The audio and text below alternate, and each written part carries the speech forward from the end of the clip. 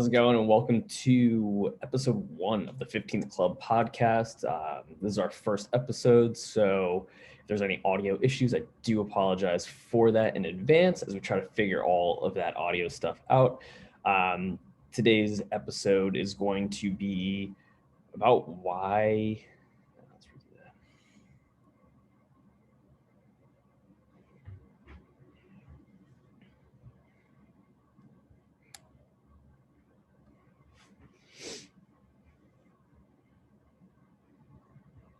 Welcome to episode 1 of the 15th Club podcast.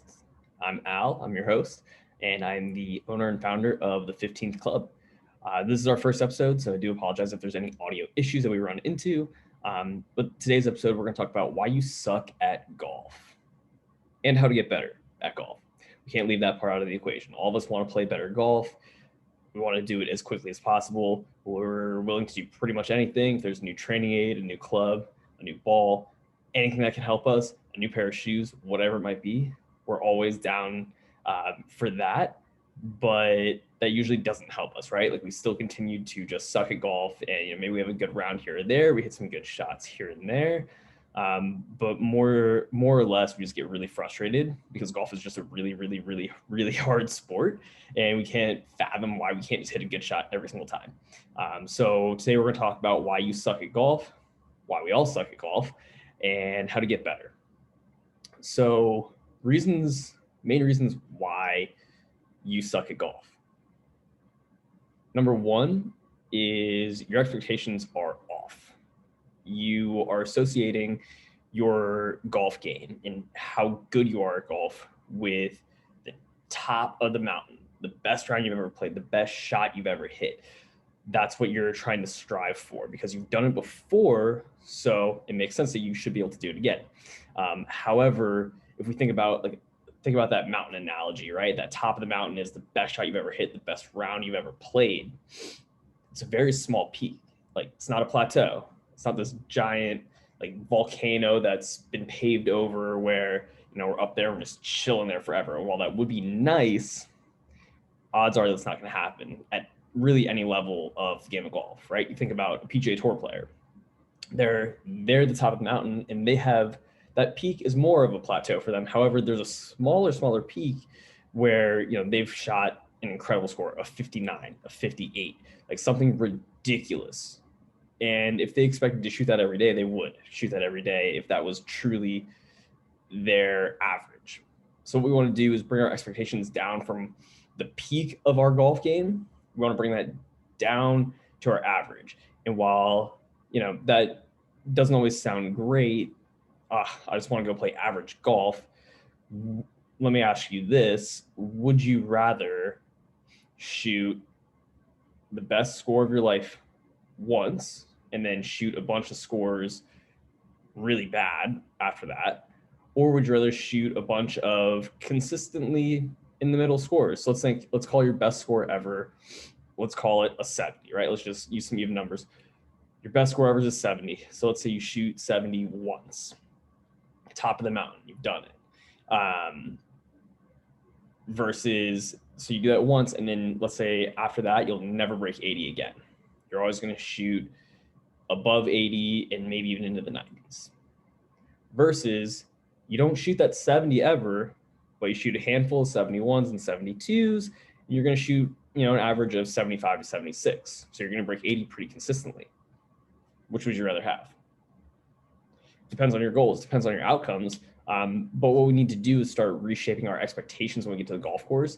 And we need to pull our expectation of how we're going to play today, what we expect to do when we set foot on the golf course. We need to pull that back from the best golf we've ever played. And we need to reposition that with what is our average.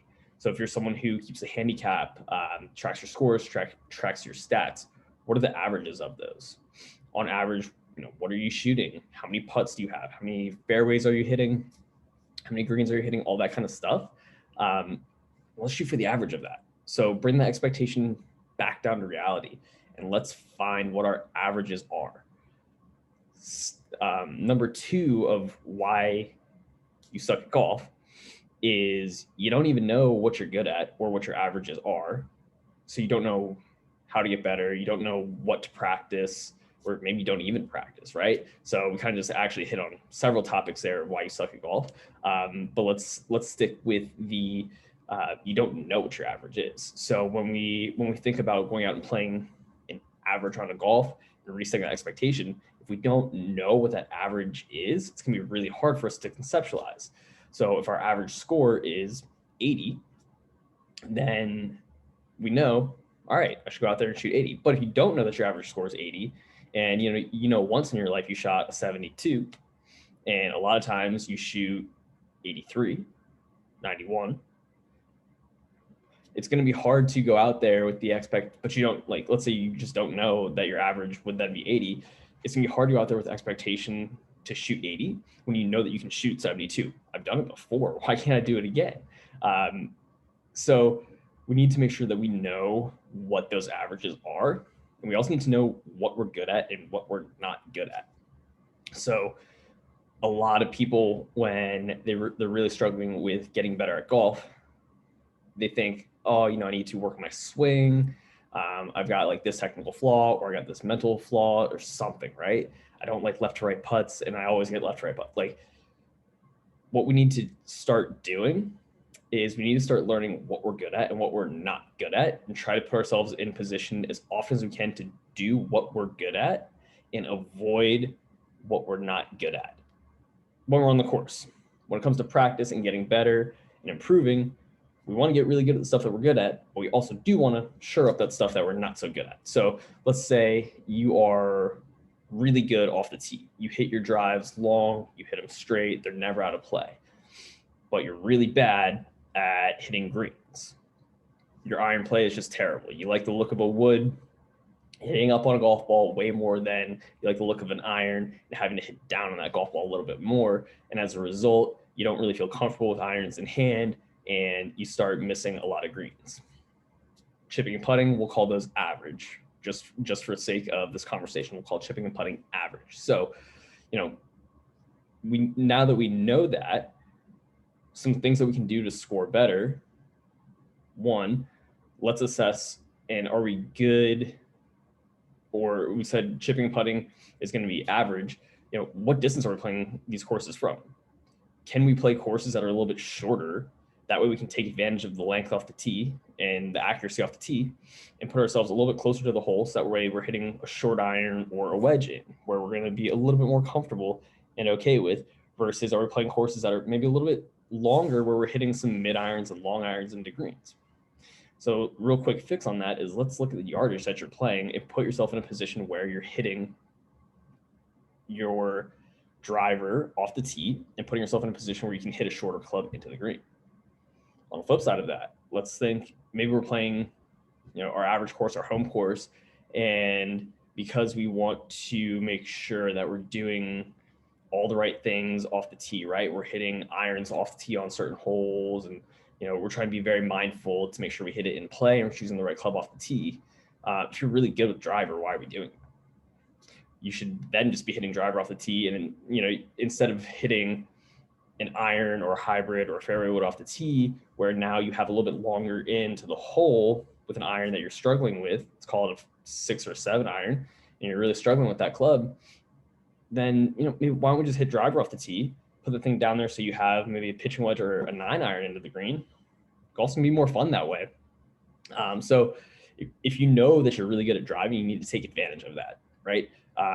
Unless you're playing tournaments where you're told you need to play at this yardage, mix it up, play different tees, play forward tees, and learn how to hit it close to the green, chip it on there, make a birdie. You can play it further back and work on those irons a little bit, but you're going to be a little upset more frequently than you are happy, because you're going to be hitting irons that you're not good at into greens and not being satisfied because you're going to be missing a lot of greens, and you're going to be getting up and down sometimes, but not all the time. In practice, we do want to work on those irons, and we want to make sure that you're feeling more comfortable with that, because then long term, your game is going to get a lot better. That weakness is going to be moving closer to the strength. We want to maintain that strength or even get it better. Can we hit the driver further? Can we, if we try to swing harder and faster, Do we lose accuracy with it? Do we lose distance because we're not hitting the center of the face? All kinds of things that we want to look at, right? So let's figure out what you're good at and what you're not good at, and put yourself in situations to excel when you're on the course. Last point on that topic is, let's keep the same example of you're great off the tee, but you're not great with your irons.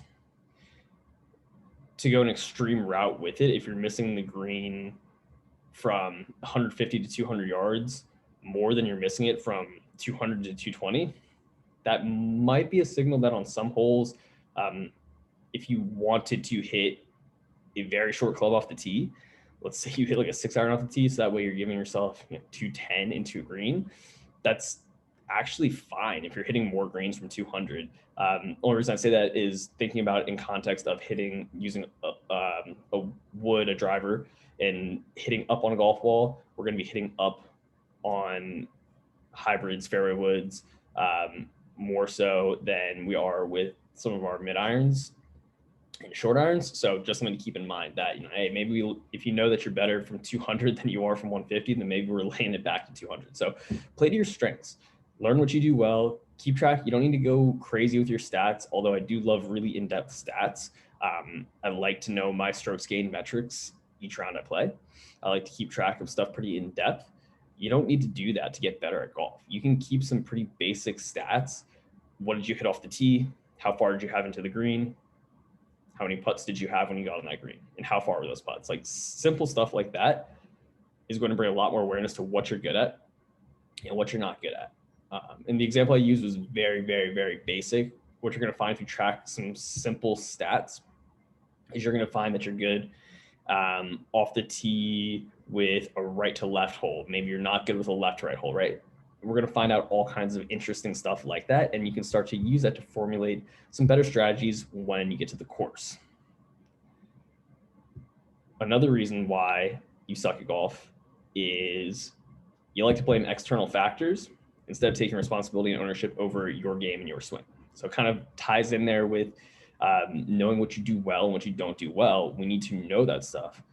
But all of us golfers, we love to blame a lot of external factors, the course conditions, the weather that day, how we're feeling, how much we like to blame all kinds of external things because we can't comprehend the fact that we're not playing above average golf, right? So resetting our expectations lets us know that, hey, I need to be okay with shooting an average score. That's what I'm going out here to do today. If I play average golf, great. If I play above average, fantastic. And I may play below my average, but at least I will have if I play below my average and I shoot 82 instead of 80, which is my average, or instead of 78, it's a tighter dispersion than if I'm going out there with the expectation of I'm going to go shoot 70 and then I go shoot 90. 20-stroke difference versus a 4-stroke difference. So when it comes to blaming external factors, we need to take some responsibility over what we're doing. We need to make sure that we have a pre-shot routine. We're feeling comfortable with the things that we can control. Pre-shot routine, execution, thought patterns. If we can control those things and get a good grasp on that and start analyzing those when we hit bad shots versus external factors, the wind switched on me or stuff like that, which can happen, but more frequently than not, when you're hitting bad shots or you're not playing the golf you want to play, it's usually your pre-shot routine is either non-existent or it's out of sync.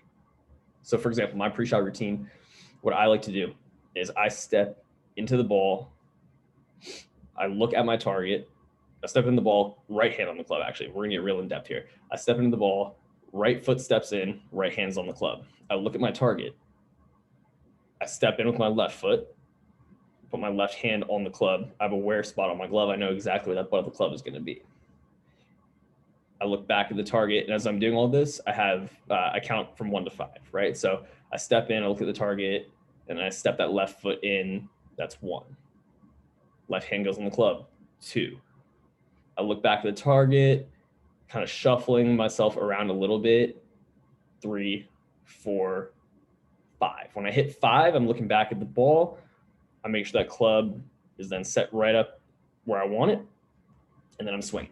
If there's any swing thought, I might think about that, but that's my pre-shot routine. So I know that if I step into the ball and I put my hand on the club and I have not started to count yet, I'm a little bit out of sync. I have a tendency to speed up and get fast, especially if I'm not playing great. I kind of want the round to be over. So I have a tendency to get really quick with everything, which then leads to a whole snowball of stuff. So I can control my pre-shot routine instead of stepping in there, hitting a bad shot and saying, my swing's off today, or these clubs just aren't working, the lie angles are off, whatever excuse I want to give. If I analyze my my pre-shot routine, did I go through my routine? Oh, you know what? Now that I think about it, I didn't. I kind of rushed through it, sped up. Interesting. So pre-shot routine is one thing. Also, what's your process? What does that look like? So pre-shot, I differentiate between process and pre-shot routine. For me, pre-shot routine is, what am I doing immediately before I hit the golf ball? Stepping into it, looking down the line, that kind of stuff. Process is going to be, what boxes am I checking before I even start that pre-shot routine? So I have 150 yards, balls in the fairway, slight uphill. So I'm looking at elevation. I'm also looking at lie. Okay, I'm in the fairway, I have a good lie. Great. Elevation. And if I'm playing at home and I can use my rangefinder with slope on, great. Then that's easy. That takes all that out. It's going to tell me how far it's going to play. In a tournament, not going to be the case, right? So now I need to think, all right, well, if I have a book that tells me how much elevation, cool, I can figure out my elevation or some slope adjustments from there. If not, I'm kind of eyeballing it. This looks like it's going to play 5 yards uphill. All right. So now my 150-yard shot is a 155-yard shot. That's just to the flags. That's a box I'm checking. Then what's the wind? Is there any wind? How strong is it blowing? And where is it blowing from? And is it a consistent wind? So a few things there that we need to make sure we're checking off with wind, because as we all know as golfers, that wind can start swirling on us. One hole can be downwind, and the next hole that should then be into the wind is now also playing downwind, or vice versa, which usually tends to happen. It feels like every hole sometimes is into the wind. So what's the wind doing? And let's say in this example, so I have 150 yards in the fairway, so it's going to play pretty true there, playing about 5 yards uphill. So now my 150-yard shot becomes a 155-yard shot. All right.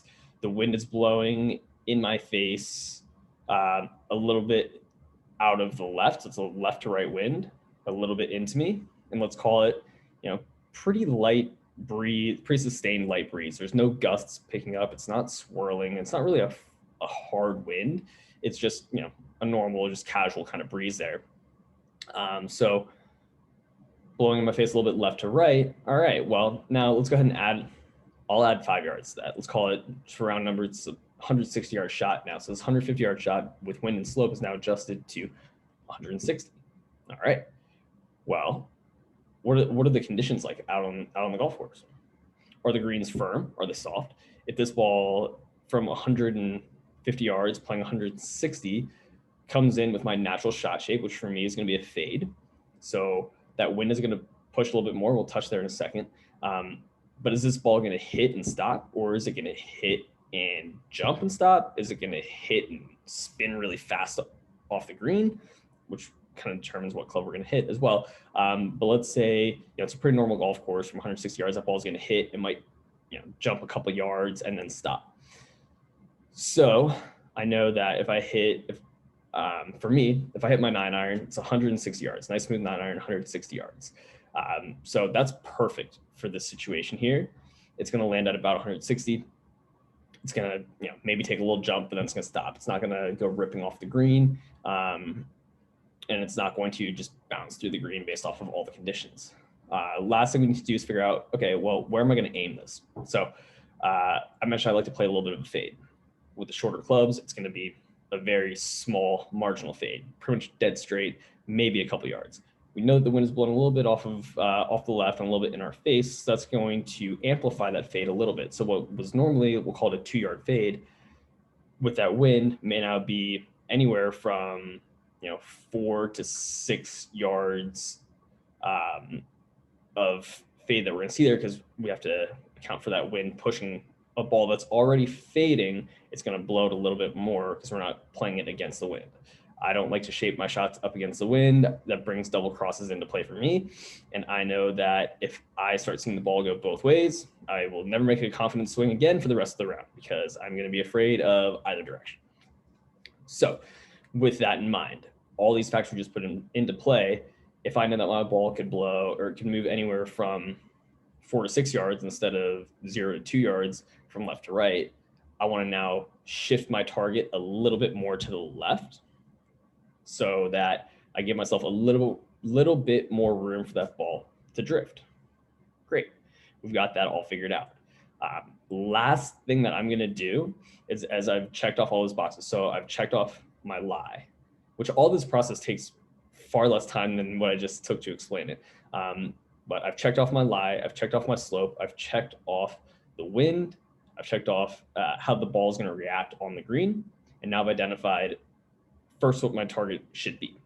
Then last thing I'm going to do is take a quick assessment of what is all kind of around the green, where is the pin located, all that kind of stuff. So if that pin is tucked on the left side of the green, and now I've decided I need to aim a little bit further left of the pin because of the wind, what's left of that pin? Is there a hazard over there? Is there bunkering over there? How's the green slope from there, right? Is that pin tucked on the left, but the green kind of runs away from that left edge of the green? So basically, will short-siding myself potentially do more harm than good? It's possible, especially if there's a hazard over there. Now we're adding penalty strokes into the equation. Is there a bunker over there? Maybe I can put a little bit more spin on it, but what I'm going to do is kind of take where that pin is and what trouble is around that green, and I'm going to then readjust my target. So I know I want to aim this thing left of the pin so I can have it fading back into the pin. However, if there's stuff over there that I don't want to mess with, or I definitely don't want to be short-sided over there, or the up and down from that side is going to suck, I need to then start moving my target a little bit more to the right. So what's now a pin tucked on the left side of the green that I was initially going to aim left of, I may actually be aiming right at that pin now, because I want to make sure that I don't go over in that junk that I want to avoid, or I don't want to have a chip that I really don't want to mess with. So that's going to shift my target. From there, I'm going to go into my pre-shot routine. I'm going to hit my golf ball. If my shot doesn't end up how I wanted it, I'm going to assess my process first. I'm not going to say, the wind didn't push the ball, or the wind switched and it went left and it caused it, or, oh man, my swing, something happened here. I have a tendency to get here and then I flipped it. And what I'm going to do is look at my process first. And I'm going to say, did I check off all the boxes? Okay, I did. Did I start my ball on the line that I wanted to? Okay, I did. How did the ball move in the air? It didn't actually fade as much as I thought it would. Interesting. Like, I'm going to start looking at all these different factors. I'm going to assess those first before I start saying that the grooves on my clubs are too old and now I need a new set of irons. And same kind of thing is going to happen off the tee. I'm going to go through these same kind of assessments with my target, my line, slope, wind, all that good stuff. And then if things don't go as planned, I'm going to look at my process first before I start looking at external stuff. Before I slice a drive off the planet and say I need a new driver, a new shaft, I'm going to look at, what went through all that. What was I thinking about when I hit that drive? Maybe I just wasn't confident over the ball. So, big reason why you suck at golf is that you just don't have an idea of what those internal factors are. So you start to blame external stuff for what's going on. And what we need to do is we need to develop a process, and we need to figure out internally what can we control and how did that impact the shot we just tried to play and either did or did not execute. Last and certainly not least, why you suck at golf is you just don't practice. You show up to the course once or twice a week, expecting to play your best golf at the mountaintop, but you don't practice. Therefore, you don't play your best golf until probably midway through the season, when you've had enough rounds through the summer that you're now feeling pretty good with something in your game, and blind squirrel finds a nut, you shoot your close to or your best score. Oh my gosh, I'm amazing at golf again. I figured it all out. And then the next day you suck again. That's golf, right? So just a little bit of dedicated practice is going to make you so much better at golf. When we talk through things like the process, knowing what you're good at, pre-shot routines, all this kind of stuff, we can all find that out and figure that out in practice.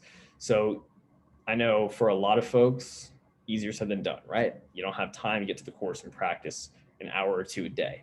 That's all right. Hey, if you're going to go play once or twice a week, try to show up to the course 30 minutes earlier than you normally would have. Instead of sprinting to the first tee, hoping you got enough tees and balls in your bag, take the time, show up a little bit early, do a little bit of light practices, right? Your warm-up can also be a light practice.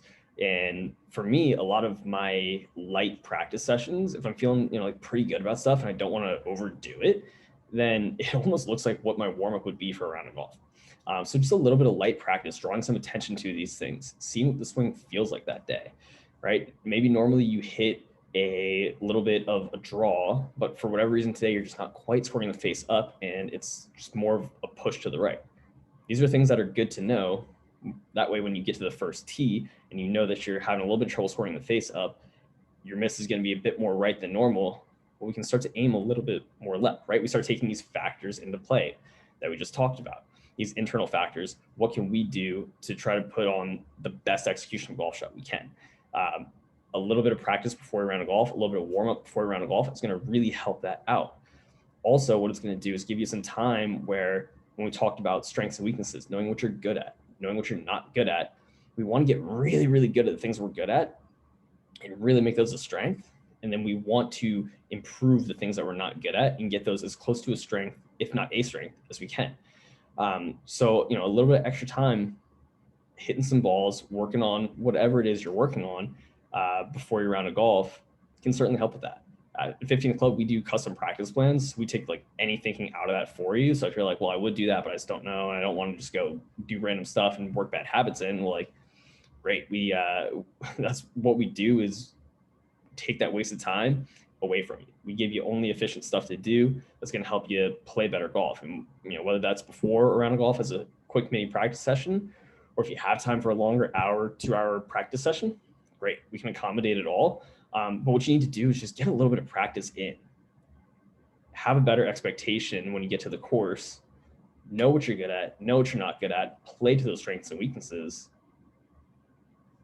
And when things don't go your way, look at the process. Look internally first. Figure out, is there anything you could have done from a process standpoint to hit a better shot or to execute a better shot?